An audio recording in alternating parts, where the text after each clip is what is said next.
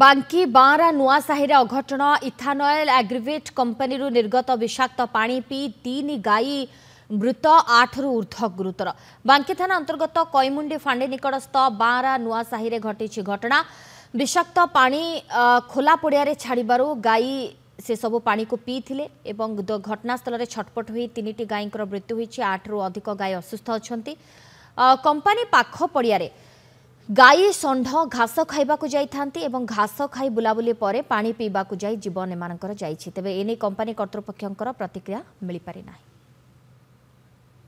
आम गाँ पाखे गोटे इथालिन कंपनी अच्छी से किसी आल्कोहल तैयारी होउची तार किसी पोचरा पानी आम से गहिर को छाड़ुछंती ताद्वारा गाई जो चल प्रचल जो जमी रे सेठी गाई जाइकी से पानी पिया पी करिवारु गाई की 3-4 गाई मृत्युवरण कर साइलेनी एवं आहुरी 4-5 आहत अच्छी। से पानी रे किसी आल्कोहल तैयारी होउची सेतरु चाउलरू से तांकर गाई खाद्य होउची चाउल से पानी पीबारु गाई बहुत मात्रा रे आहत होइकी मृत्युवरण करछंती।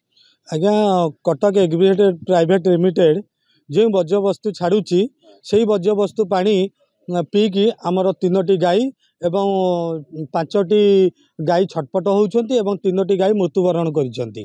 एई कंपनीर पछपटे आमर गोचर जमी अच्छी से गोचर जमी आमर गोरु गाई माने चरंती किंतु सेई बाउंड्री लाइन को लागिची एवं तार वर्ज्य वस्तु पानी से बेआईनी भावे वर्ज्य वस्तु पानी की छाड़ी देउछंती जहा फल रे गोरु गाई माने भाबुछंती ये पानी बोली पानी पी वर्ज्य वस्तु को पी देला परे एभली अघटन आज्ञा घटिची।